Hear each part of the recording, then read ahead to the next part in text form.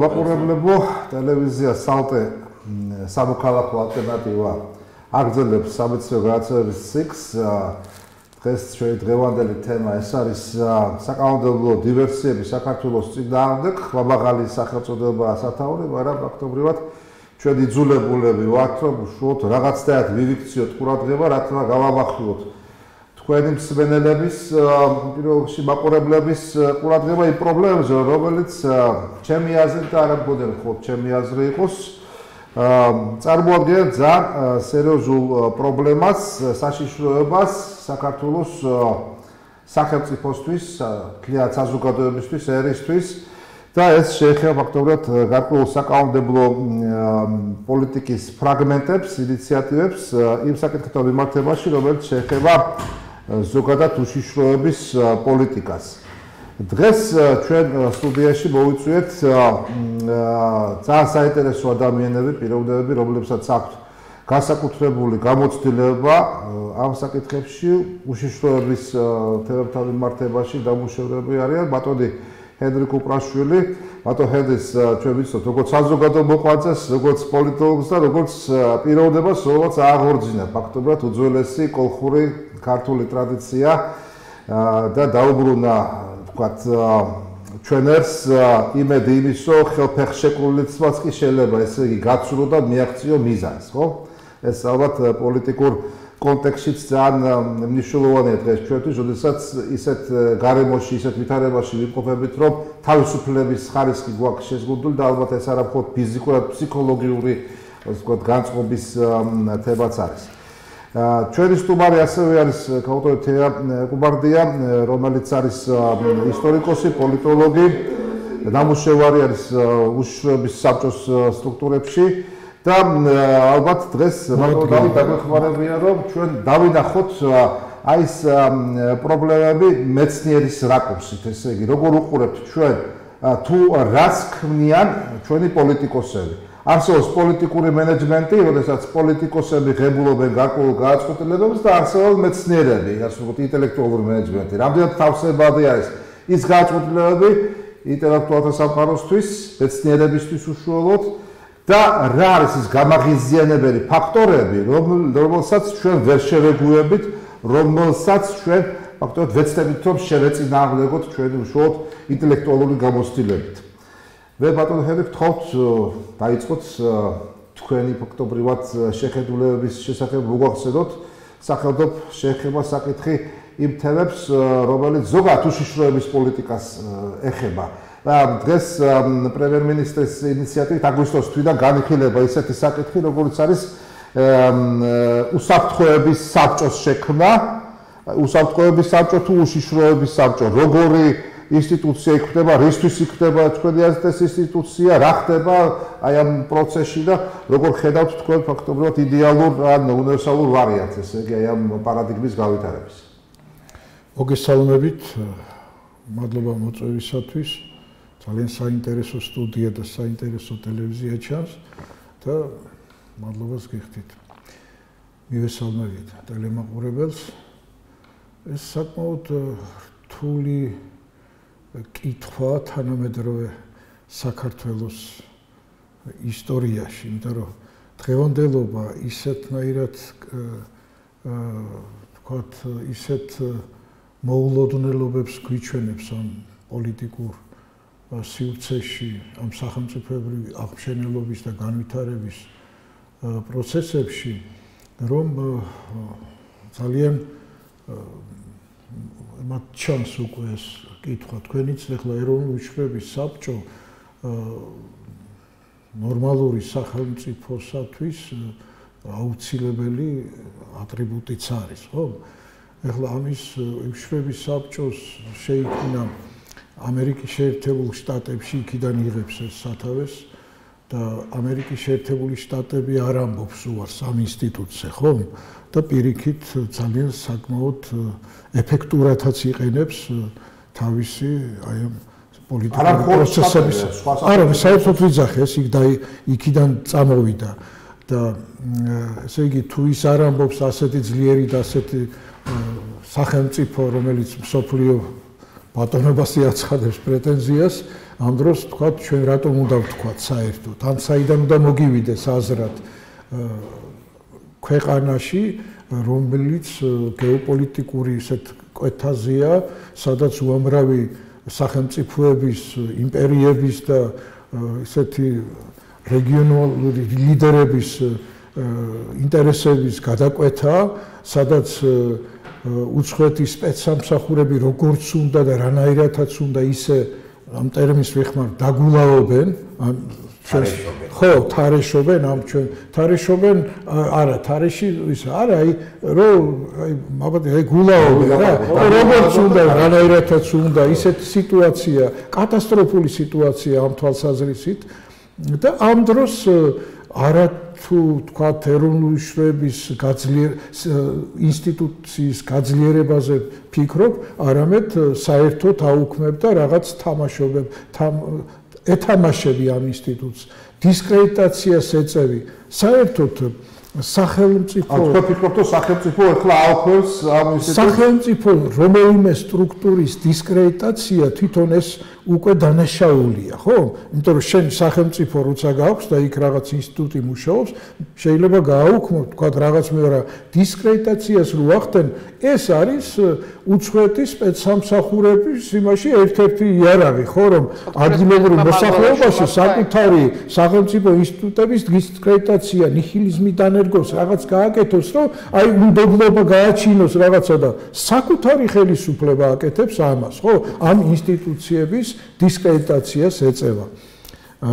ეხლა თვითონ მე პირადად ეხლა ჩემი დამოკიდებულება მოგესწრებათ საინფორმაციო ანალიტიკური სამსახურის უფროსი ვიყავი დაარსებიდან, თქვათ 96 წელს პირველ სავესხდომაზე გავიტანე მაშინ საკითხიც ხელისუფლების ინფორმაციული უზრუნველყოფის ავტომატიზებული სისტემის შექმნა, სისტემა დიდგორი შექმნის თაობაზე, საიდუმლო ანუ თქვენ დროსაც იყო დიდგორი ესე იგი. დიდგორი მე შევქმენი, მე გავაკეთე, არა, დიდგორი არა, თქვენ იმას ანუ მოეღულის წეხ არის საავტომატო შორის. აი ამ პროექტს მაშინ დიდგორი დავარქვით, იმიტომ რომ მე მიმაჩნდა რომ პრეზიდენტი და ხელისუფლება უნდა იყოს უზრუნველყოფილი ობიექტური ინფორმაციით.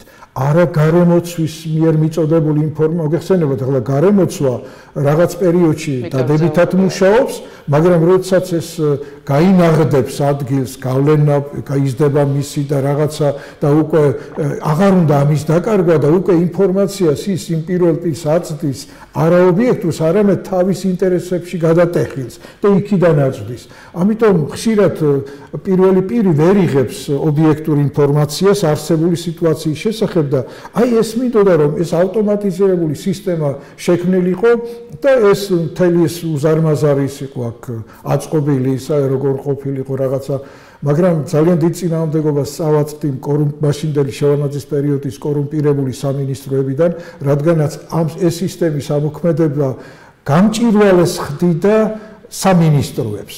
და ეხლა აი თარგამაძეს მაგალითად მაშინ შინაგან საქმეთა მინისტრს სულ არ აწყობდა, ხო, რომ ის გამჭვირვალე ყოფილიყო უშვრების საბჭოსთვის ამ სამინისტროს მუშაობა. ამიტომ ყველაფერი გაკეთდა, რომ ეს არ ამოქმედებულიყო, შედიოდა დღის წესრიგში და წლის ბოლომდე ვერ გადიოდა ბოლოს ეს იმაზე, იმიტომ რომ მე ეს გავაკეთე საპრეზენტაციო ნაწილიც, კომპიუტერული პროგრამები ძალიან ისეთ საინტერესო ისა და შევარდნაძის დავალება რომ მქონდა პრეზიდენტის, ვეღარ მოახსენე რა, რომ აი რა გაკეთდა უკვე რაღაც იმიტომ რომ 2 წელიწადში უკვე საკმაოდ საინტერესო ის გავაკეთეთ.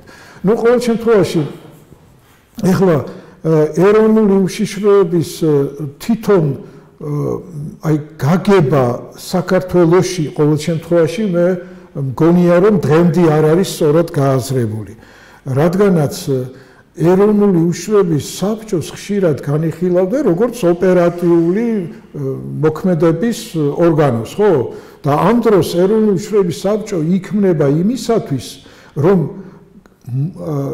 მოსალოდნელი საფრთხეები გამოავლინოს, ხო, მოსალოდნელი საფრთხეები და მოსალოდნელი საფრთხეების თავიდან ასარიდებლად შეიმუშაოს ღონისძიებათა ვარიანტები ამ ხელისუფლებისათვის, იმიტომ რომ ის მოსალოდნელი საფრთხის წინაშე რომ დადგება უკვე რეალური ხდება, ხელისუფლებას გამზადებული ვარიანტები უნდა ქონდეს, იმიტომ რომ მაშინ ხო არ დაიწყებს შენ იმას, ფიქრთა იმას და აი იმაში ქართულად ფაური რაღაც იმებს. არამედ შენ ეს დაწყობილი იმებში, ფოლდერებში თუ იმებში გიდებს რა ეს ისინი და რაღაც მომენტისათვის უკვე იმაშვები.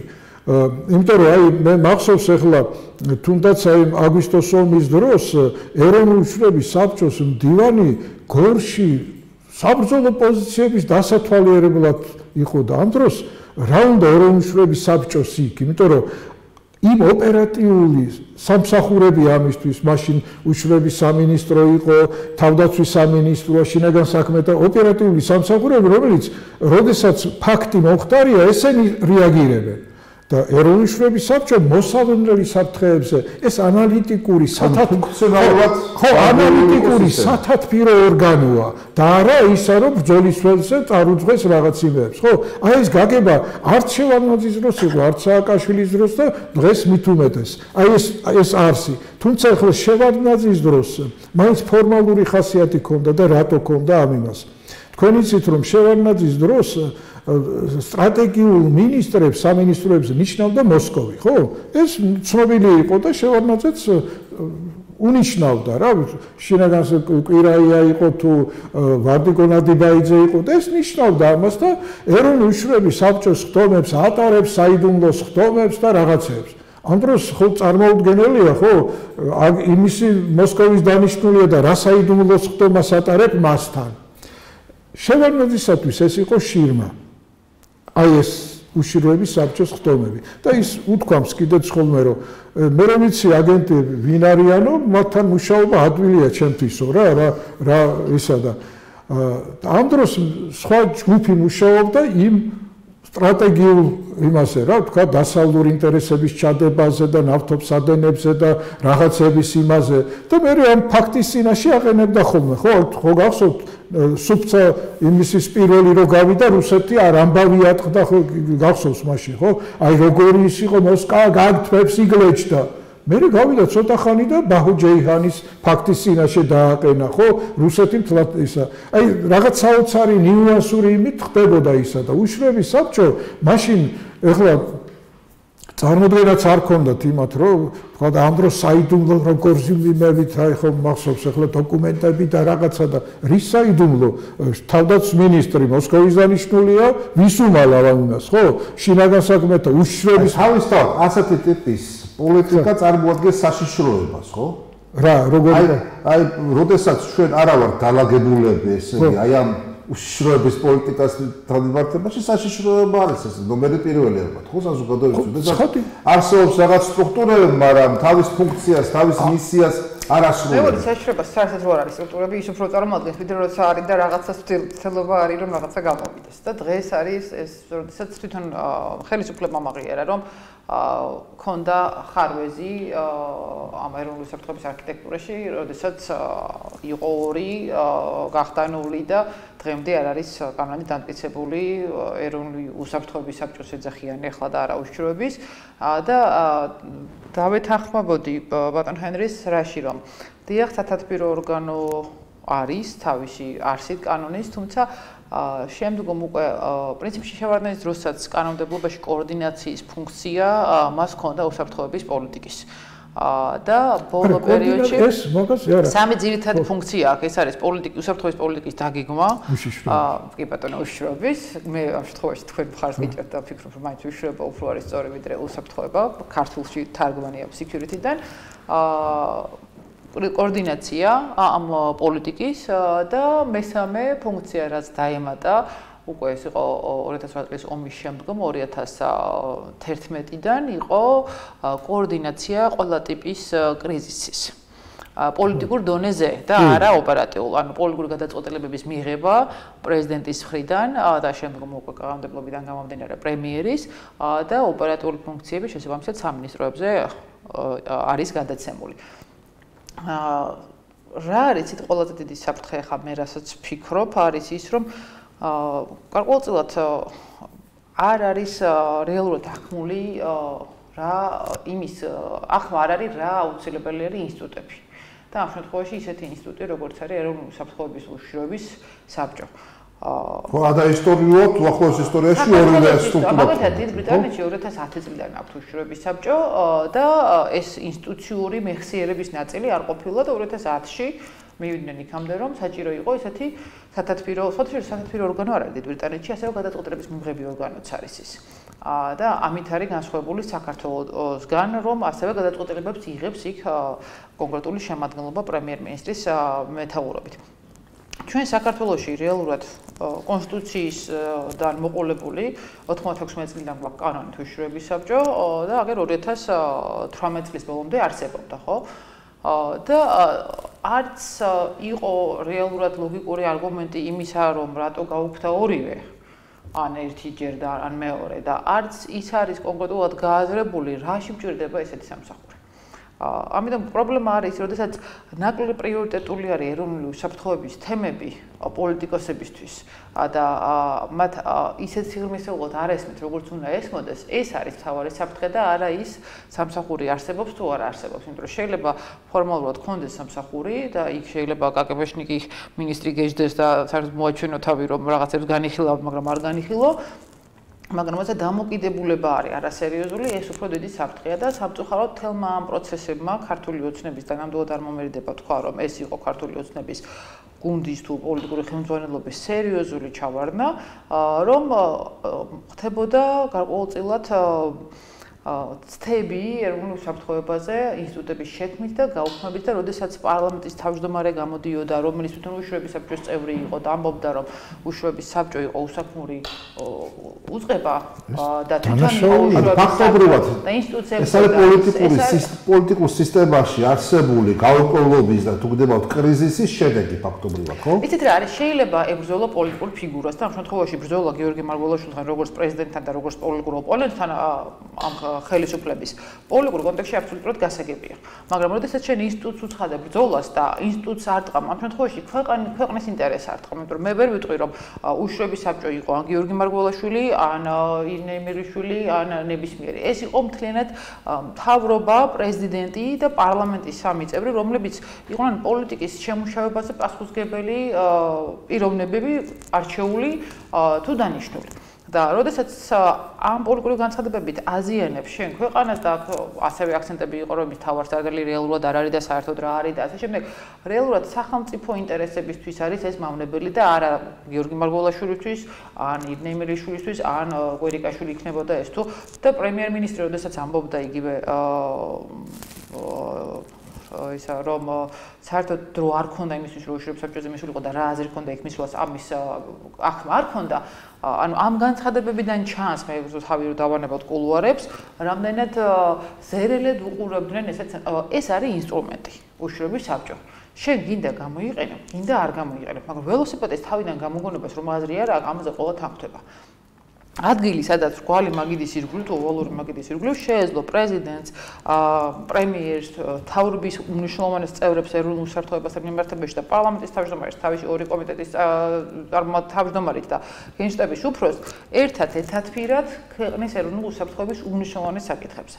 და ამის ალტერნატივა არის სადღაც კულუარები, იქნება ეს ლუდის ძალება, იქნება ეს ყავის ძალება და ინსტიტუციური ფორმატის მოშლა. და სწორედ პრობლემა არის ერთის მხრივ პოლიტიკურ კონტექსტში, რომ მნიშვნელობა ასეთი ფორმატის არ იყო სერიოზულად აღქმული და მეორე არის იმ ინსტიტუციური მეხსიერების და იმ ხალხის, ასე რომ ვთქვათ, უგულყოფა, ვინც ეს წლებია მოდის და ჩვენ საუბრობდით სტუდიაში შემოსვლამდე, რომ ჩვენ გვყავდა თანამშრომელი, რომელიც უშიშროების საბჭოს დაარსების დღიდან ბოლომდე მუშაობდა უშიშროების საბჭოში. და მას აქვს უდიდესი ინსტიტუციური მეხსიერება და ასევე საკმაოდ დიდი გამოცდილება. და ასეთი ხალხი, ასეთი ადამიანებს მით უმეტეს პარტია და პოლიტიკური მოღვაწეები იგივე აზრი რომ მაგარი გამათავისუფლეს და ფაქტობრივად დარჩა ეს ყველაფერი. და ეს არის აი ის რომ არ ჭირდები ქვეყანას და მე წარმომდგენია ხა იმ ადამიანის განცდა, როდესაც აი ამდენი წლის მანძილზე ემსახურა ქვეყანას და დღეს არის ის რომ აღარ არის საჭირო, აღარ არის მნიშვნელოვანი. მე დარწმუნებული ვარ, რომ მნიშვნელოვანია, მე ვფიქრობ, რომ ბევრიც ესე ფიქრობს, თუმცა რეალურად მართლა არიციან ის ველოსიპედიაში გამოიყენონ, რომელიც აი, ბატონები, თქვენი აზრი მაინტერესებს, თქვენ წიგნი გაქვთ ბროშურა გამოცემული ამ საკითხთან მიმართებაში. ეროვნული უსაფრთხოება თუ ეროვნული უშიშროება. ეს რა, ასე ვთქვათ, ერთი და იგივე არის? თუ ეს სხვა შინაარსის ტერმინებია და რატომ არის ის, რომ დაუშვათ ბევრისთვის არ აქვს მნიშვნელობა, ისე რომ რას დავაქვევ ჩვენ ამ ინსტიტუციას. ცოტა არ იყოს აი სასაცილო არის, როდესაც საპარლამენტო კომიტეტს ქვია, ესე იგი თავდაცვის და ეროვნული უშიშროების კომიტეტი და იხილავს ეროვნული უსაფრთხოების, ესე ვთქვათ, საბჭოს შექმნას. ხო, თვითონ ეროვნული უშიშროების საბჭო დააკეთეთ და დაუყალეთ. დაშა, ეგ დაავიწყათ მაგის შეცვლა, იმიტომ რომ კონსტიტუციაში ბოლომდე თუ სადმე რამე უშიშროება. ამოძიეს ეს ქართული ტერმინი. გეტყვით ახლა. ესე იგი ტერმინი უშიშროება ეს არის ახლა მე პირადად როდესაც მუშაობდი მაგ თემაზე მონოგრაფიულია პატარა მაგრამ მონოგრაფიულია აბსოლუტურად შევისწავლა ჩვენი 15 საუკუნოვანი ლიტერატურა როგორც ისტორიული მხატვრული სულ შუშანიკის წამებიდან დაწყებული ჩვენი თქვათ ლეონტი მროველი თუ ქართლის ცხოვრება მთლიანად აბსოლუტურად არსად ჩვენ არ ხვდება ტერმინი უსაფრთხოება საერთოდ მე-20 საუკუნის 50-იან წლებამდე და ყველგან ქართველები ხმარობენ აი ქვეყნის სახელმწიფოს უშიშროების კონტექსტში ტერმინ უშიშროებას უშიშობა სხვადასხვა ტრანსკრიფციით მაგრამ უშიშროება უშიშობა ესე იგი მხოლოდ ამ იმით იხმარებოდა მე-19 საუკუნე ვთქვათ სოლომონ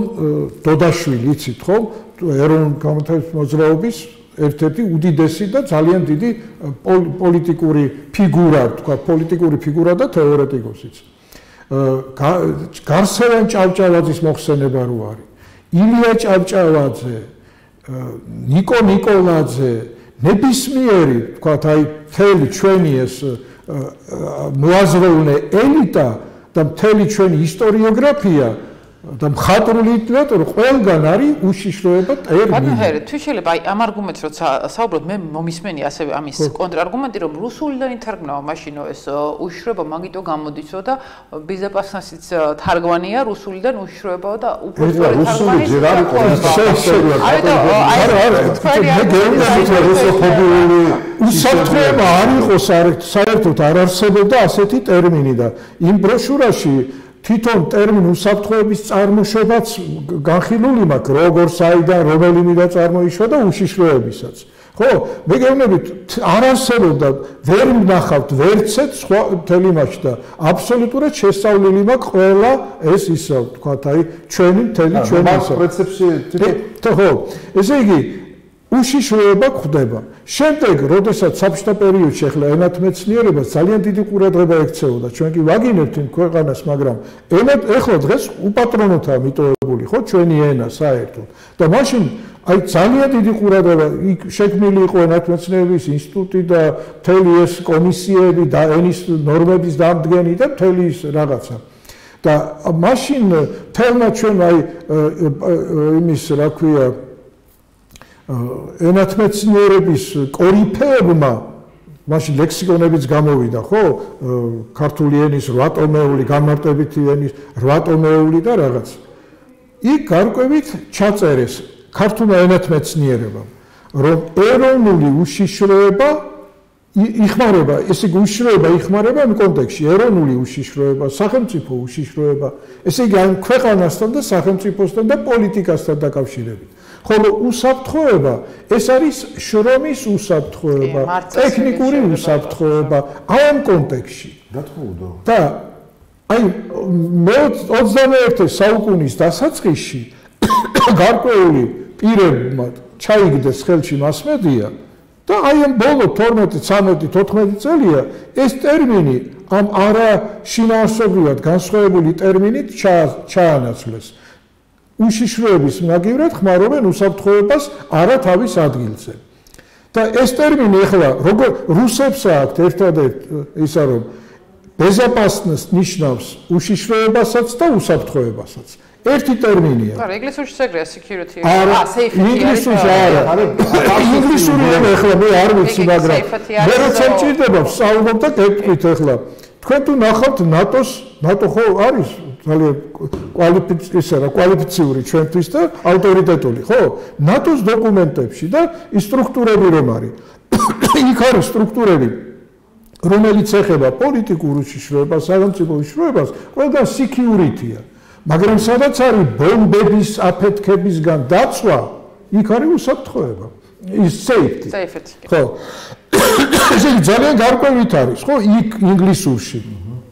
და ქართულშიც ასე იყო 21 საუკუნემდე. ასე იყო. შრომის უსაფრთხოება, უსაფრთხოების ღვედები, უსაფრთხო სექსი თუ გინდა, აი იხმარება თავის იმაში, მაგრამ ეხლა ვიდა როცა სახელმწიფოსთან იქ არის უშიშროება. აი ძალიან გამოკვეთილად არის. ასე კი, აი ხლა ვიდა რომ ვისაუბრებ მაგათად მუხლი ნომერი 7, ესე იგი, საგარეო უსაფრთხოება, ესე იგი, ხო, დოკუმენტის მუხლია. საგარეო უსაფრთხოების სფერო მოიცავს შემდეგ მიმართულებებს.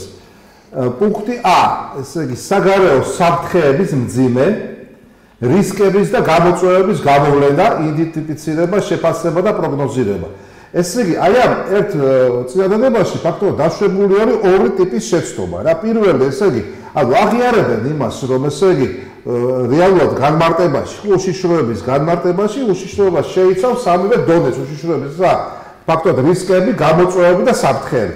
მაგრამ ჩამონათვალი არის ასეთი მიმდევრობით, ესე იგი, საფრთხეები, რისკები და გამოწვევები.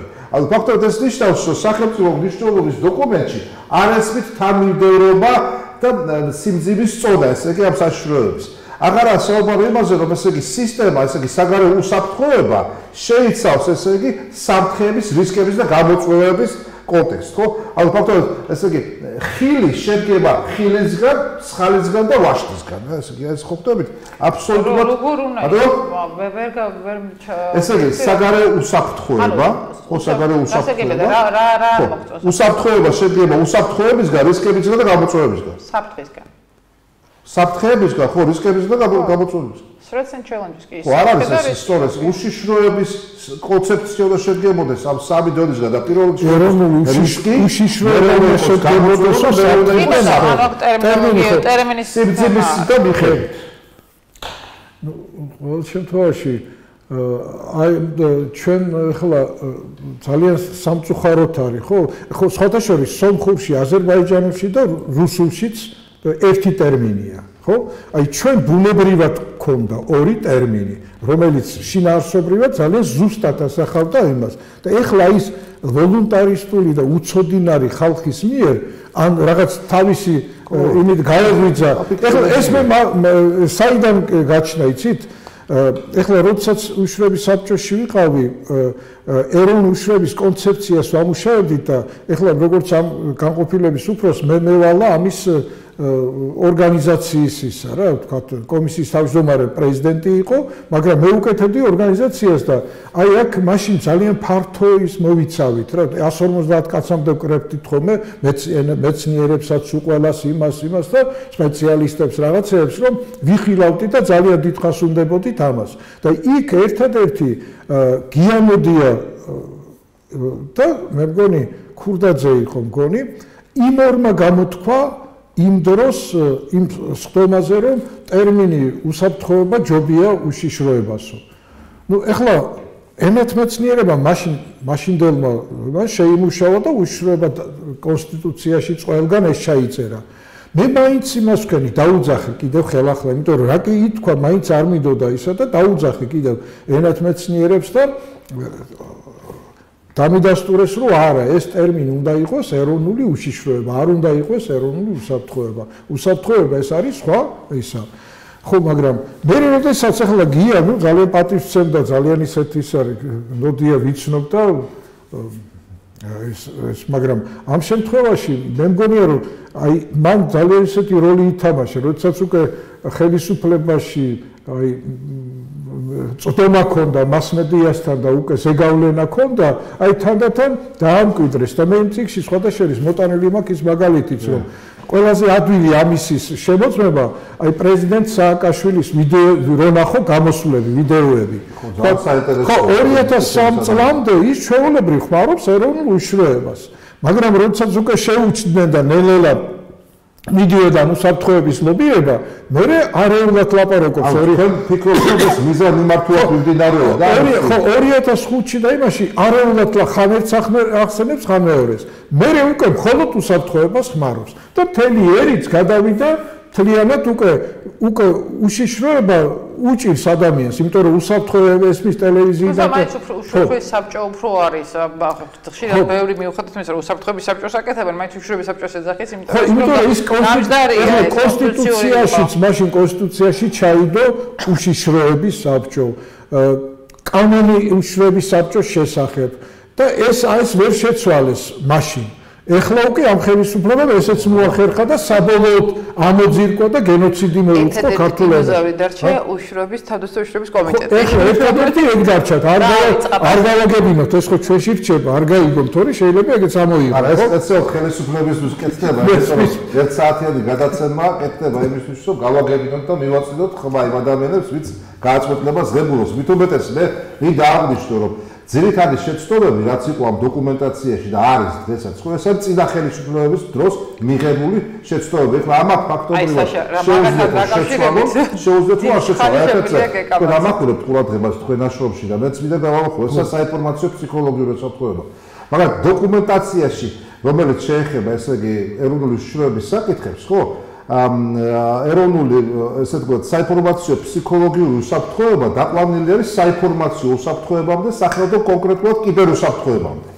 მე გეტყვით ახლა რამდენად ნორმალური არის, რომ შეიძლება ხო ესა, იმიტომ რომ ხო არ გართმევთ იმას, იმიტომ რომ თქვენც საინტერესოა თქვენ. ეხლა თავს უყუროთ, თავს აბსოლუტურად. შევხედოთ ასეთ რამეს.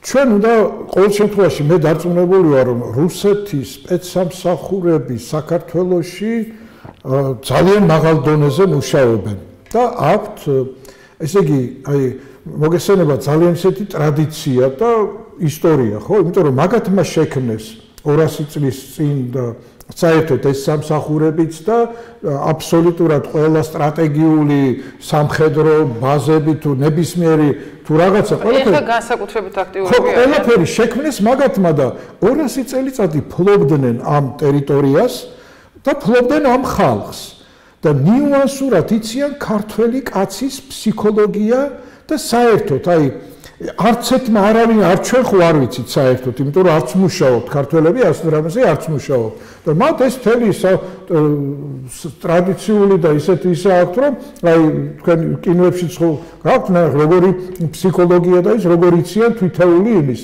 და მით უმეტეს კგბ-ს როგორ ქონდა ეგრეთ წოდებულ კასუბს, ხო, როგორ ქონდა აწყობილი ესა და რაიკომის დინათ რონიშნავდა თუ ნებისმიერ ვაწინაურებდა ადამიანს თუ რაღაცა, ხო? სულ იცოდნენ თვითეულზე რა რითი სუნთქავდა და რა იყო, ხო? ესე იგი იცნობენ და იციან ძალიან კარგად პოსტსაბჭოთა სივრცე საერთოდ. ამიტომ მათ სპეცსამსახურებს კონკურენციას ვერ გაუწევს ვერც ამერიკის და ვერავინ. ამ ეტაპზე ყოველ შემთხვევაში. იმიტომ რომ ამერიკისათვის ეს პერიფერიული ინტერესების ის არის და არა, თქვათ, მისი ეროვნული, თქვათ, რაღაცა ისა და ამიტომ ის სადღაც ძალიან ძლიერია, მაგრამ ამ პერიფერიაზე, მისთვის ამ პერიფერიაზე იქ რუსების ძალიან ძლიერია. ეხლა როდესაც თქვათ, ინფორმაციულ ომს აწარმოებს რუსეთი საქართველოს წინააღმდეგ, ხო? ის პირველ რიგში აწარმოებს საინფორმაციო ფსიქოლოგიურ ომს. ხო?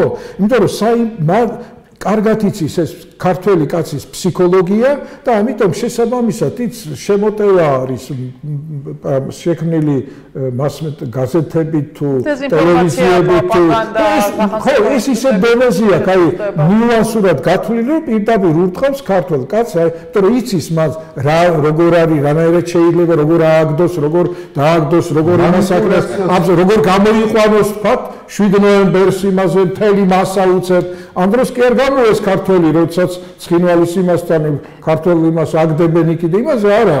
იქ ვიღაცა რომ შემოაგდებს სპეციალურად პატრიოტულ ლოზუნგს და გამოდის 300,000 კაცი, ხო? და საკუთარ სახელმწიფოს ებრძვის, ხო? ესე იგი ეს ძალიან კარგად აქვთ იმათ დამუშავებული და დღესაც როგორც უნდა ისე მოქმედებენ ამ თვალსაზრისით რა. ის გამოსვლა თქვენ გახსოვთ ბუქარესტის წინ იყო, ხო? ის თქვათ 2007 წლის უზარმაზარი გამოსვლები, ხომ? ეს ძალიან კარგად მოაწყო რუსეთმა რა. აი, იმიტომ რომ შეუგდო ისეთის და ეს ქართველიც განაის გაცნობიერებული კი არა, არამედ პატრიოტული მიტადა წავიდა ისე და არსებობს ეს. არსებობს კი არა, ეს არის დაფიქსირებული და რატო არ ფიქსირებული? ეს იმიტომ რომ მას უნდა ჩაეშალა, თქვენ გახსოვთ მაშინ რომ საქართველოს შუქურა იყო დემოკრატიის რაღაცა მთელი დასავლეთი და ნატოსკენ უკვე ძალიან ისეთი იმით მიდიოდა და რუსეთისთვის ამის დაშვება წარმოუდგენელი იყო და ამიტომ აამუშავა თავისი ისა და საინფორმაციო ფსიქოლოგიური იმით დავამთავრე. ესე იგი, როდესაც პუტინმა 2004 წელს მოაწერა ხელი საინფორმაციო ისა კონცეფცია, საინფორმაციო უშუალების კონცეფცია შექმნა. მაშინ სხვათა შორის 2000 წელს შეიქმნა, 2004-ში მოაწერა პუტინმა. და მანამდე სხვათა შორის მე უკვე პროექტი გამზადებული მქონდა საინფორმაციო უშუალების კონცეფციის შვენი. მაგრამ მე ჩვენთან ისე წარიმართა ისე საინფორმაციო ფსიქოლოგიურს? არა, გეტყვით ახლა იმას ეს информационной безопасности, концепция информационной безопасности. ხო, საინფორმაციო არა ერთით საინფორმაციო უშუალების კონცეფცია. ამ საინფორმაციო უშუალების კონცეფციაში მას ძალიან გამოკვეთილად აქვს საინფორმაციო ფსიქოლოგიურ ომზე. და მისი პრიორიტეტი პოსტსაბჭოთა სივრცეში არის საინფორმაციო ფსიქოლოგიური ომი. ფსიქოლოგიური დამუშავება, ფსიქიკაზე ზემოქმედება, ხო? და კიბერომები და თქვათ ესეთი რაღაცა უფრო იმ სახელმწიფოების მხარეს, ვინც ამ დონეზეა, თქვათ ამერიკა, ჩინეთი, ის სადაც ისა და საქართველოსთან და ასეთ ქვეყნებთან კიბერომი არ არის პრიორიტეტი. ერთი წუთით ისა. ეს პრიორიტეტულია, პრიორიტეტულს ვიძახი. პრიორიტეტული იქ საინფორმაციო ფსიქოლოგიურია. და ეს მაშინ ჩვენი დონე მithumetes 2008 წელშიც არ არის ისე რომ ჩვენ გამოიყვანოთ მთელი საქართველოს ამებით, ხო? ამიტომ ეს არ არის პრიორიტეტულია საინფორმაციო ფსიქოლოგიური. ეხლა როდესაც ჩვენი ხელისუფლება ეს მე მგონი იმ წინა ხელისუფლების დროს იყო მიიღეს ესა ინფორმაციული უსაფრთხოების კანონი ხო უსაფრთხოების კანონი და იქ რაზეა ამ საინფორმაციო ფსიქოლოგიურზე საერთოდ არაა ლაპარაკი ესე იგი შენ თავს იცავ რუსეთისაგან ხო და რუსეთის კონცეფციასაც არ კითხულობ რატო ხდება ერთი იმის კონცეფციასაც არ კითხულობ იმიტომ რომ შენ ხო ვისაც ვინც გებრძვის ვისგანაც თავი უნდა დაიცვა პირველ რიგში უნდა შეისწავლო ის ხო მის ნიუანსურად რომ შეძლო თქვა შესაბამისი ის დაუპირისპირო ისიც კი არა აქვს წაკითხული რა უწერია იმას და რითი გებრძვის შენ აქედან კიბერის გავაუწობეს იმას ავქნათ რაღაც იმსა და ეს საერთოდ დარჩენილია იმის გარეშე არსად არცეთ იმაში არის ბოლო იმებში აღარ მიმიცევა ყურებება არსად არ არის ჩვენთან რომ აი საინფორმაციო ფსიქოლოგიური წინააღმდეგ რა უნდა გააკეთო რა უნდა იმასაკეთო ხოლო ლოზუნგური რაღაცეები იმაშვებია აი სრულიად ჩაუხედავი ხალხი რომელიც არ ესმით თქვა თვითონ ეხლა ჩვენთან ის საშინელი ის არის ხო კიდე რომ რუსული არ გვინდა რუსეთის ის რომ შევისწავლოთ აი თქვა რუსეთოლოგია რომ იმასაკნა არ გვინდა ხო როგორ არ გვინდა პირიქით ეს უნდა გააძლიეროს შენ არ სწავლობ არა იმიტომ რომ ეს უნდა იმისგან თუ იცავ თავს პირველ რიგში ეს უნდა გააძლიერო უნდა იცოდე ის ენა კი არ უნდა დაავიწყო ხალხს პირიქით სპეციალისტები უნდა გაზარდო რუსეთის მას შეიძლება თუმცა ყველა არა მაგაზი არ არის ის ზედმეტი ენის ცოდნა აი ეხლა რა დარჩა რა ვთქვათ საერთოდ ის არის აღარც იცის და საერთოდ იმაში აღმოჩნდით ხო ის თუ იცი შენ გააძლიერე ისიც მაგრამ იმასაც ნუ იმიტომ რომ ზედმეტი გერმანული ზედმეტი რუსული ზედმეტი უკრაინული ზედმეტი იაპონური ასეთი არ არსებობს ასეთი ისა ჩვენ იმარა სპარსული არ უნდა იცოდე ისა თურქული არ უნდა იცოდე შენი მეზობლები არიან ეროვნული შრება როგორ უნდა უზრუნველყო სპეციალისტები თუ არ აყავს ხო და პირველ რიგში რუსეთი ხო იგივე სომხური აზერბაიჯანული ეს ხო ელემენტარული რაღაცა არის. იმიტომ რომ შენ სადაც ხარ ეროვნულ უშუალოების ეგ გულისხმობს ხო იმაში რომ ამის სპეციალისტები უნდა ყავდეს. შენ უნდა იცოდეთ ეს ხო რუსეთიდან არ მომდინარეობს. არა, თქვენ უნდა იცოდეთ როგორ მუშაობს სომხური უშიშროება ჩვენთან, ხო? აზერბაიჯანული როგორ ადამიანზე მუშაობენ. ჩვენები იქით მუშაობენ, აქ არ მუშაობენ საკუთარი იმის დასაცავად, იმიტომ რომ აქ პარტიული ინტერესია წინა პლანზე, ხო? ნებისმიერი ჩვენთან ხელისუფლება მოდის და იმაზე ფიქრობს, რომ მოწინააღმდეგე პარტიების წინააღმდეგ აქვს მიმართული მთელი ისე პოლიტიკურ რეჟიმის უსაფრთხოებაზე. ამ დროს სახელმწიფო ინტერესები ზიანდება, ხო? ძალიან ელემენტარული რაღაცა არის, ხო? ჩვენი სპეცსამსახურები დღეს დაძდევენ იმას სააკაშვილს დაძდევენ, ხო? სახელმწიფო მოღვაწე და პოლიტიკოსი ამით განსხვავდება ერთმანეთისგან. სახელმწიფო ხო, ამიტომ ეს ყოველდღე დაუშვება ეროვნული უშროების. ამიტომ არის რომ ეს ეროვნული უშროების საბჭოსაც აუქმებენ. თქვენ მე ძალიან კარგად მახსოვს, როდესაც ისა შექმნეს პარალელური ის, ხო? ესე იგი, კრიზისების, უსაფრთხოების ტერმინიც როგორ დაარქვეს, პარალელური შექმნეს. უზარმაზარი ხარჯები დანაშაულია, ხო? უზარმაზარი ხარჯები, ფინანსური ისწავიდა ამ ხალხის ხარჯზე, რისთვის გვინი და მე რამე შედეგი მოგცათ? თუნდაც ის ხო კრიზისების ის უნდა ყოფილიყო თავიდან არიდების და რაღაცის, ხო? და რომელი კრიზისი აგარიდა, ის წყალდიდობა აგარიდა, თუ რამე მე გაიგეს, თქო რომ დამთავრდა, მეგონი წყალდიდობა იმ კრიზისების საბჭო, ხო გახსოვთ ისე რა? მე გაიგეს ისე რომ თურმე რაღაც ხდება და ამ დროს ის თუ ამისთვისაა შექმნილი, ის მაინც უნდა გაეკეთებინა, ხო?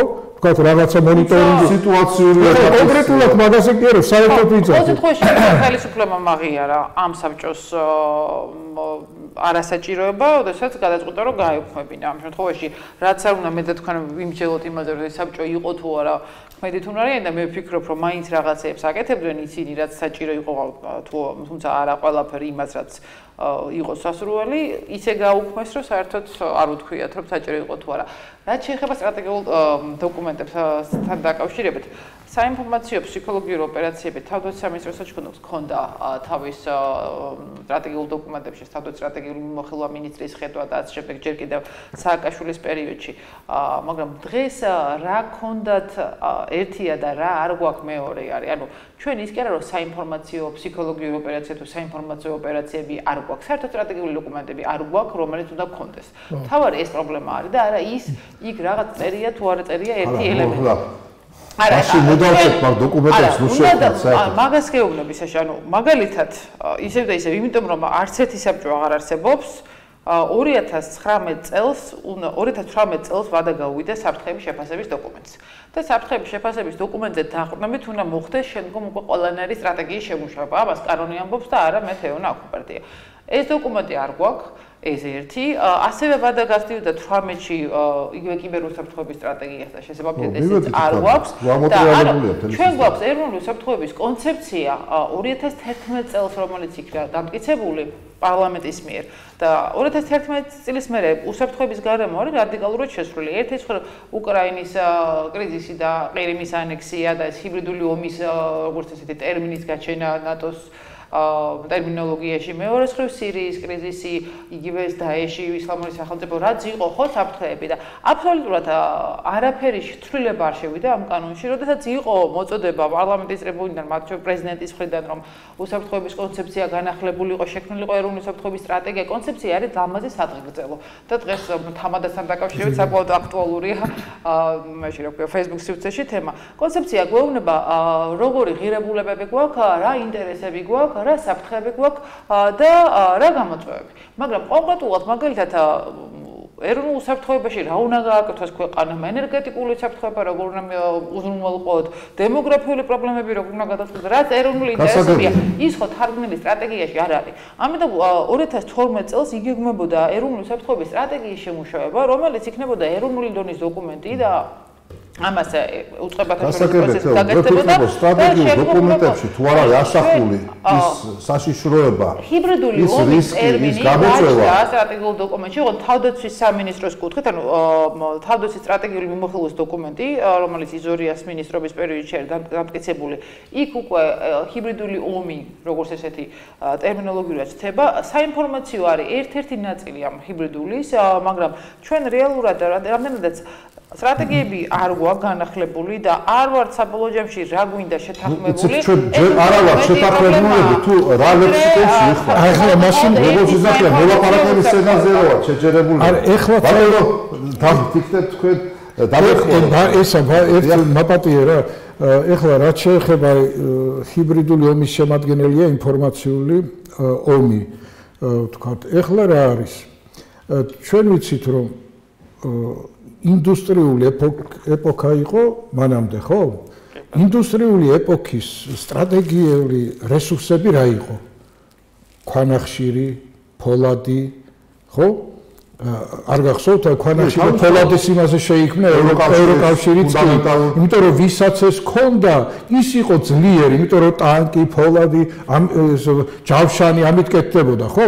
და თქვენ იცით, ერთმანეთს ეჯიბრებოდა საბჭოთა კავშირი და ისარვა მეტი ქვანახშირი და რაღაც, ხო? და ესე იგი ინდუსტრიულ ეპოქას ქონდა თავისი სტრატეგიული რესურსები და თავისი განვითარების რაღაცა ისა. ეს დამთავრდა ინდუსტრიული ეპოქა, გადავედით ინფორმაციულ ეპოქაში, ხო? ეს ინფორმაციულ ეპოქას, სათავე დაუდო ნორბერტ ვინერმა, ხო? და კლოდ შენონმა კიდევ. ინფორმაცია უკვე აი ამათი გაგებით, თქვათ ამათმა როგორც შემოიტანეს, უკვე ეს ხდება ქვეყნის განვითარების სტრატეგიული რესურსი. ხვდებით, ქვანახშირი და ფოლადი ჩაანაცვლა ინფორმაცია. დღეს ეს არის სტრატეგიული რესურსი. მაშინ თუ ის ქვანახშირი და ფოლადი განსა დღეს ინფორმაციულ ტექნოლოგიებს ვინც ფლობს, ის არის უკვე და ფსიქოლოგიური მანიპულაციის. ხო, ეგ არის, საერთოდ იგულისხმება. ესე იგი ინფორმაციული ეპოქა. აქ უკვე აღარ არის მუშა, გლეხი და ვთქვათ ის მამაკაცი რომ იყო ის წამყვანი და უნდა რაღაცა ქალი რომ უნდა მომსახურებოდა, ფეხი დაებანა, საჭმელი კინოებიც ხო გახსოვთ, ქალის როლი ესე იყო. მაგრამ აი კლოდ შენონის და იმის შემდეგ ინფორმაციული ეპოქა რო შემოდის თანდათან, უკვე ქალის როლი იზრდება. კაცი კარგავს თანდათან თავის ფუნქციას, ხო? და ქალი უკვე კლავიატურით უფრო მეტს აკეთებს, შემომტანი ქალი ხდება, კაცის ფუნქცია იკარგება და ამ დროს სწორედ ფემინიზმი და ესენი მაგამ წარმოშვა ინფორმაციული ეპოქის იმან. იმიტომ რომ ქალმა რომ ნახა რაღაცო მე უკვე მე ვარ წამყვანი და კიდე მე უნდა ვრეცხო, მე უნდა უთო, საქართველოს ჯერ კიდევ ასია, ხო? მე მგონი თქვენ ეს აბსოლუტური ჯენდერული ბალანსია ბატონები და არა, ხო და ესეთი ის შეიქმნა და ამას ბევრი რაღაცა გამოიწვია, ცხოვრების წესი მთლიანად იცვლება. შესაბამისად, ომის საკითხებშიც უკვე ის ტანკი და ისინი აღარ არის უკვე პრიორიტეტული. დღეს კაცობრიობა ინფორმაციულ ეპოქაში გადადის ინფორმაციულ ომებზე.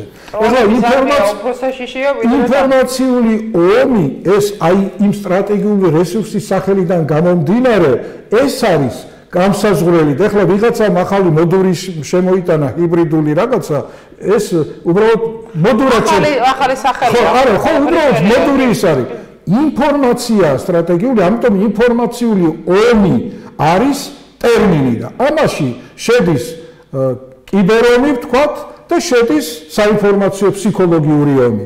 აი ძირითადად ამ ორი იმისაგან. თორე ეხლა ის ჰიბრიდულ თვალსას ეძახიან რა, ჰებელს და ჰიტლერს არ ქონდა, ვთქვათ, ეგომი, ან სხვა ტექნოლოგიები არ იყო განვითარებული, თანამედროვე ინფორმაციული ტექნოლოგიების სხვა რელსებზე გადავყავართ, ხო? დღეს ეხლა ჩვენი კონცეფცია სწორედ ისევ იმას იმეორებს, აი ჩაპაევი რო იყო რა, იმის იმით რა, რომ და რაღაცა იმეები და ამ დროს ამ ეპოქას სულ სხვა თქვენიც ახლა ჩინეთია, ამერიკა, მთელი უკვე ბატალიონები და არმიები იქმნება ამ საინფორმაციო იმის დანაყოფების, ხო? სადაც ეს უკვე ჩინებით და იმეებით თვითონ ის, იმიტომ რომ ისინი უკვე ამისთვის ემზადებიან ხვალ ინფორმაციული ომისთვის, იმიტომ რომ ინფორმაციულ ომით შეგვიძლია რაღაც სასწაული გამარჯვებები მოიპოვო, ვიდრე თქვა ის იმაში, იმიტომ რომ თლიანად ერი შეიძლება გააქრო ფსიქოლოგიურად იმასაც გარდაკ. ხო, ამიტომ ცოტა სულ სხვა რაღაცები და ასეთი კონცეპტუალური გააზრება არ ხდება და არ აყვავს არც სპეციალისტები ეტყობა, არც ისა და არა, ნამდვილად ყავს სპეციალისტები და მაგაში დასება არა მაშინ იმიტომ რომ როდესაც იმ კონცეფციას წერ არ არის ის სიტუაცია. დაწერილა ბატონო ჰენრიკო. არა, რაც არის 2011 წელი აღახ ის რაც არის დაწერილი იმაზე ვამბობ მე რა. ის უნდა განახდეს და 18 უნდა იყოს. თქვენი აზრიც გვაინტერესებს, იცით აი რატომ იქცევა ხელისუფლება ასე? აგვისტოს თვეში პრემიერ-მინისტრი ბახტაძე ავალებს შესაბამის სტრუქტურებს, რომ მომზადდეს, თქვათ ეს ცვლილებები. არის ყველანაირი შანსი, რომ მოხდეს კრიტიკული აი თქვათ ანალიზი და შეცდომების გამოსწორება, რაც წინა ხელისუფლებებმა ვერ გამოასწორეს, ხო, ესე იგი, ახალი ხელისუფლება ხარ შეიძლება, ახალი დიდი ხანი აღარ არის, მაგრამ ახალი პრემიერ-მინისტრი არის ახლა ფაქტობრივად. ხო, შესაძლებელია, რომ უფრო მოხდეს რა, არა მხოლოდ უცხოელი ექსპერტების ჩართულობა აი ამ საკითხებში, არამედ აკადემიური წრეები, საერთოდ ტექნიკური უნივერსიტეტის, სხვა უნივერსიტეტების წარმომადგენლები, რატომ არ არიან ჩართულები აი პროცესებში და რატო იქცევა ხელისუფლება ასე? რატომ ქმნის ხელისუფლება ბარიერს საზოგადოებასა და საკუთარ თავს შორის? ეს ხო იზოლაცია, ეს თავისთავად საფრთხეა უკვე. ეს საფრთხეა, როდესაც ფაქტობრივად ხელისუფლება იზოლაციონისტურ პოლიტიკას ეწევა და ხელისუფლებასაც ხონდა ასე და ამასაც არ აღწევს პასუხისმგებლობა ინტელექტუალური მასთან ნაკლები ის. აი რა ხდება? ძირითადად გადმოტანა სხვა იმეების რა, ამერიკულიდან იმიდან. ჩემისას აზრი ძალიან მარტივად გამოდის აქ თავისთავად. ჩემი შინაგანი განწყობით და გამოცდილებით შემიძლია თქვა. მე როგორც რიგითი ადამიანი მოქალაქე. ქვეშევრდული უფრო მომწონს ახლა, იმიტომ რომ მე სოფლელი ვარ და მოქალაქე ვარ, სოფლით და დაჩაგვრად მძნობ თავს. მე ქალაქელებს გაგიჭირს. კეთყოდით ახლა პირველი მოქალაქე ვინც იყო? ხო და აქედან გამომდინარე, აი მე მაქვს ჩემი შემოქმედებითი პროცესი, ესე რომ ვთქვათ, რაღაცებს ქმნილი. და ეს შემოქმედებითი პროცესი ბევრი კომპონენტისგან შედგება და ერთ-ერთი ძირითადი კომპონენტი არის, რასაც შექმნი, იმის დაცვა ჭირდება იმას. ამისთვის არის სახელმწიფო შექმნილი, მე ესე ვხედავ. თუ ეს სახელმწიფო აპარატი, რაც შევქმნით ჩვენ ქვეშევრდომებმა, ემსახურება ჩვენ შემოქმედებითი პროცესს ძალიან კარგია. თუ არ ემსახურება, ესე იგი ცუდია და უნდა შეიცვალოს. ამ შემთხვევაში, რაც თქვენ ბრძანეთ, ბატონო საშა, ეს შექმნილი აპარატი არ ემსახურება ჩვენ შემოქმედებით პროცესს, ამიტომ უნდა შეიცვალოს. ან ჩვენ უნდა შევცვალოთ, ამ თვითონ უნდა მიხვდნენ და შეიცვალოს. იმიტომ რომ კავშირის გაწყვეტა ცალკე ყოფნა სახელმწიფო აპარატისა და ცალკე ხალხისა, ეს შეუძლებელი და აუტანელი. ეს იწვევს სწორედ იმ რევოლუციურ პროცესებს, რაც მიმდინარეობს. აქედან გამომდინარე, ახლა მე მინდა გავამახვილო ყურადღება აი იმ მომენტებზე. უშიშროება არის თუ უსაფრთხოება არის. რას ნიშნავს ჩემთვის უშიშროება? აქ ფუძე ამის არის შიში, რომელიც მე მაქვს ყოველ დღე, მაგალითად ხვალინდელი დღის შიში. რა იქნება ხვალინდელ დღეს? როგორ წავა ეს ჩემი პროცესი? იქნება ის დაცული თუ არ იქნება დაცული? შევძლებ თუ არა ხვალ დილითაც ავდგე კარგ ჯანზე, კარგ განწყობაზე, კარგ ამინდზე, დამესხმება თუ არა თავზე ეს წვიმა, ან სტიქია რაღაცა მოხდება, შევძლებ თუ არა იმის გაგრძელებას, რასაც ვაკეთებ. ეს არის პირველი მომენტი. რაც რა თქმა უნდა თანხმდელი არის შიშთან და ამას დაცვა ჭირდება. ეს შინაგანი მზაობა ჭირდება, გარკვეული მომზადება. ამიტომ უშიშროება რა თქმა უნდა არსებობს და არსებითი მომენტია. ამის უზრუნველყოფა უშიშროების განცდა უნდა გქონდეთ, უშიშრად ყოფნის. უშიშრად ყოფნის განცდა უნდა გქონდეს. ამაში უნდა შემიწყოს სწორედ ხელი იმ ადამიანებმა, ვინც ამაზე ფიქრობენ. რომ ეს გარემო შემიქმნან. ამიტომ ესეთი საბჭო აუცილებელია. და პირველ რიგში სახელმწიფო, იმიტომ ჩვენ შევხვდით სახელმწიფოს დაგვიწყოს, ხო? ამისთვის ვიხდი გადასახადს მე მაგალითად რომ მოვიყვან 1 ტონა მოსავალს, თქვათ 100 კილოს გადავდებ ამისთვის, რომ იქ ხალხი იყვნენ, ვისაც არ ჭირდება თოხის მოქნევა ჩემსავით, არამედ იფიქრებს ამაზე და მოემზადება. როგორც არის მაგალითად ჩინეთში. იქ ძალიან სწრაფად ეს ხდება, მთელი სამეცნიერო აკადემია ჩართული ამაში უწყვეტად. ყველა აკადემიკოსი არის უსაფრთხოების უშიშროების საბჭოს წევრი. ყველა აბსოლუტურად და ნებისმიერ კრიზისს მომენტალურად უღებენ ბოლოს. მე თვითონ ვიყავი შემსწრე. 2 დღეში მოაგვარის სიტუაცია. ეხლა რაც შეეხება უსაფრთხოებას, საფრთხე მოდის გარედან. აი მე როგორც საქართველოს ცხოვრები ვარ გარემოცვაში. ჩემ ქვეყანას მეგობრები არ აყავს, გარშემო არის გარემოცვა. არც ერთ მხრიდან მეგობარი არ აყავს. აბსოლუტურად. გინდა რუსეთი იყოს ის ვიპირებს შეჭმას, გინდა თურქეთი იყოს, გინდა სასონხეთი იყოს, გინდა აზერბაიჯანი, გინდა ირანი. ახლა ცოტა მოშორებულია, პირდაპირ საზღვარი არ აქვს, მაგრამ იგივეა. და აღარ ვლაპარაკობ იმ ზესახელმწიფოებზე, როგორიც არის თქვათ ამერიკის შეერთებული შტატები, რომლის საერთო და პირდაპირ დირექტივები მოდის მართვის და ასე შემდეგ. ეს ჩემთვის შეადგენს საფრთხეს. სწორედ საფრთხეს, რომელიც ემუქრება ჩემ შემოქმედებით პროცესს, აი ჩემ არსებას, რასაც მე თავს ვუძახი, რომ ქართველი ვარ და ქართულად უნდა ვიკრა ხელი ხმალს და მოვიქნე, აი იმას ან თოხი უნდა ჩავავლო ხელი და მოვთოხო, აი ამას უქმნის საფრთხეს ის მომხდური ადამიანები, რომლებსაც თავიანთ ინტერესებს უძახიან, რომ თვლიან საჭიროა, რომ აი ჩვენ ქვეყანაში თავიანთი ხო, მაგრამ ყველას თავისი ინტერესები აქვს და ამ ინტერესების თანხმედრა ხდება. ესე ხო არ არის რომ ყველა მტერია და შენ ცალკე ხარ, ესე საერთაშორისო სისტემაში არ ხდება. რა თქმა უნდა, ხდება ზოგიერთი რაღაცების თანხმედრა, მაგრამ ძირითადად ეხლა ვინც ფიქრობს, რომ აი ჩვენი და რომ კაცი წასულია, ეხლა და საფრანგეთში მაგალითად, ხო? გუშინ რო წავიდა, ეხლა ის საფრანგეთის ასაშენებლად წავიდა და არათავის საშოვარზე. ნუ ეს უბრალოდ ასეთი მიამიტი მე არა ვარ, ეხლა ესეთ დონეზე თავს ვერ მოვიტყუებ. ის ადამიანი, რომელიც მიდის იქა, მიდის თავისი სარგებლისთვის. ასევე ის ადამიანები, ვისაც ახლა ჩვენ თქვათ პირობითად, ეკონომიკურად შეხვედრით და არაპოლიტიკურად, მოდის აქ ინვესტიციები, იმიტომ რომ საქართველოს ააშენოს, ეს ჩემთვის ახლა ცოტა ისე. მაგრამ ეს მარტივი თავის ინტერესებზე გასაოცარი ინტერესები. ვოთ, მე კითხვა მაქვს ასეთი, როდესაც ყველმოქმედებსაც კი თავის ინტერესები აღმოაჩნდა. დავამთავრებ, უბრალოდ უფრო შეიძლება ცოტა ვერ თქვი, ვერ გამოვხატე ისა, მაგრამ საქმე იმაშია, რომ ეს არის საფრთხე. საფრთხე იმ ადამიანებისა, რომლებიც გუშინ ჩვენ ჩამოვიდნენ და შეგვეხვეწენ ვაცხოვრეს ეს ადგილზე და დღეს უკვე იქცნენ პატრონებად და ხვალე ვიძახიან ხტეტად პასტრადავში. ვიყურებენ ახლა ესე რა ეს უნდა გადაგრეკოთ იქით ინდოეთის ოკეანეში უნდა დაგახჩოთ. ახლა არის ეგეთი კაცი ჟირინოვსკია გვარად, მაგალითად ესეთი რაღაცა უთქვია. ასეთი ეს არის საფრთხე. ესეთი საფრთხისგანაც მე მჭირდება დაცვა და თავის აცილება. ახლა მე თუ აქ თოხი მიკავია ხელში, ყველაფრისგან თავს ვერ დავიცა. ამიტომ ერთის მჭირდება შიშის რომ უშიშროთ ვიყო და ხვალინდელი დღე შიში არ კონდეს და მეორე მჭირდება რომ ეს გარედან შემოსული საფრთხესგან დაცული ვიყო. ეს ორი ფუნქცია, რასაც მე ვხედავ. მაგალითად ამ ერთ ორგანოში. მესამეც უნდა დაგჭიროთ კეთილდღეობა იქნება ეგ ნამდვილად. ხო, ეს განაპირობებს კეთილდღეობას, დაცული რომ იქნები, ხო? თუ თერასი დაგჭირდებათ უსაფრთხოებას, უშიშროებას და კეთილდღეობას. ეს სამი არის აუცილებელი რა თქვენ რომ იგზნოთ თავი კარგად. მაგალითად სასურსათო უსაფრთხოება და სასურსათო უშიშროება, რა განსხვავება არის? სასურსათო უშიშროება ეს გულისხმობს პოლიტიკას, როდესაც შენ ქვეყნის თქვათ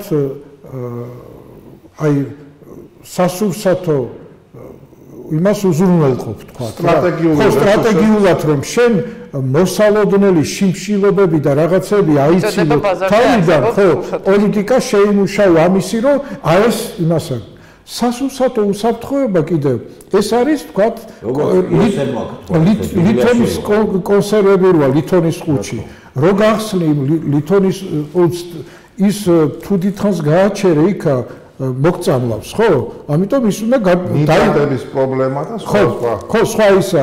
იმიტომ რომ ეს აი უსაფრთხოება ეს აი უშუალოდ აი დენმა არ დაგარტყას, თქვათ იქ არ გადმოვარდე მშენებლობიდან, იმიტომ რომ ეს სახელმწიფო ვერც იმას ამ ტერმინს ვერ ეწევს, სისტემური უსაფრთხოებას იცავს და ვერც ეროვნულ მშვენივრებას რა საბოლოო ჯამში. ხო ხედავთ, რამდენი ადამიანი იღუპება აი მარტო მშენებლობებზე და იმეებზე. და ტერმინის შრომის უსაფრთხოება. ხო, შრომის უსაფრთხოება არ არის დაცული. აი აქ ეს ტერმინი უნდა იხმარო ამ იმაში. ეგ კი, მაგრამ აი თქვენ ცდილობთ რომ ეს გაყოთ რომ უსაფრთხოება ეს განსხვავება ძალიან დიდი, შინაარსობრივად. ეგ სულ სხვადასხვა რამეა. მე ერთ და იგივე პროცესის ორ მომენტს გულისხმობ. არა, ის არის, აი ვთქვათ, მე გულისხმობ რას? სახელმწიფოს სჭირდება როგორც შინაგანი მზაობა ეროვნული უშიშროება, არა, ეროვნული უშიშროება შედგება უამრავი კომპონენტისაგან. მათ შორის თავდაცვითი უშიშროება, სასურსათო უშიშროება, ეკონომიკური უშიშროება, პოლიტიკური უშიშროება, საინფორმაციო უშიშროება. ხო, არა, ეს უშიშროება პოლიტიკა აქ თითოეულ იმაში ეს პოლიტიკა უნდა გქონდეს ჯერ კონცეპტუალურად გააზრებული, ცალკეული კომპონენტი უნდა გქონდეს გამართული, რომ თლიანობაში ეროვნული მშვენივრების სისტემა მუშაობდეს და იყოს დაცული და უსაფრთხოება სულ სხვა იმას გულისხმობს. არის მეორე უსაფრთხოების მომენტი, ხო და ეს ორივე არსებობს. არის უშიშროება, არის უსაფრთხოება, ხო, ორივე მომენტი. ხო, მაგრამ უსაფრთხოება, ეხლა მე რა ვიცით მომენტი. უშიშროება შეიცავს უსაფრთხოებას, ესე იგი, თავისთავად. რა დავარქვათ ამას სახელად, ხო, რომელია თავარი?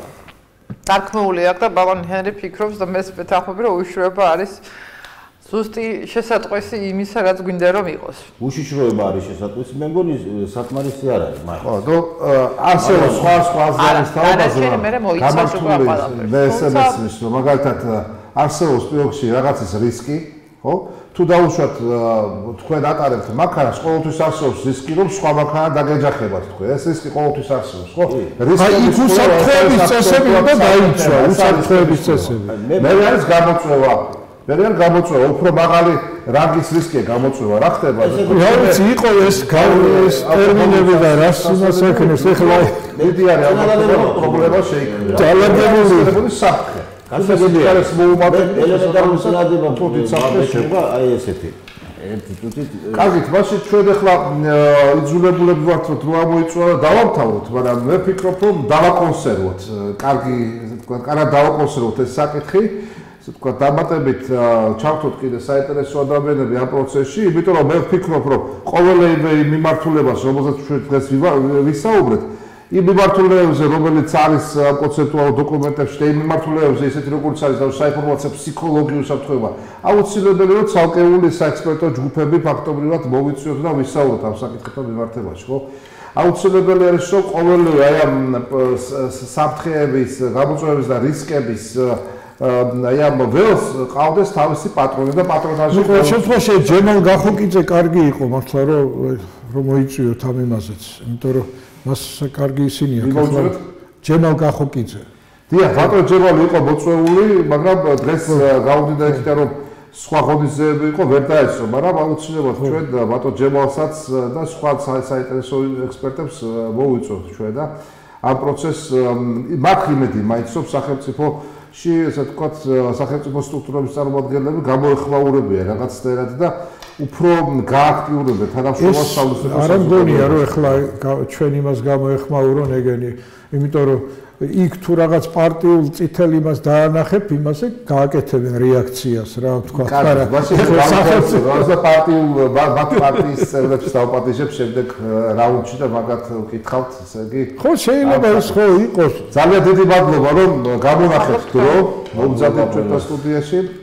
სალტეს ამოქალაქო ალტერნატივა, ვთქვათ, აი ამ განაცემების ციკლში მისდევს ისეთ, ასე ვთქვათ, ხედვას, რომ მეცნიერება გადაარჩეს საზოგადოებას, მეცნიერება გადაარჩეს ჩვენ საქართველოს, ჩვენ სახელმწიფოს და შესაბამისად მეცნიერების ჩართულობაზე ვსურვებთ ჩვენ. დიდი მადლობა ბატონო ჰენრი, დიდი მადლობა თეო და დიდი მადლობა ხარდაჭერისთვის ბატონო დავით. ერთმანეთს ეკეთებინებთ ეს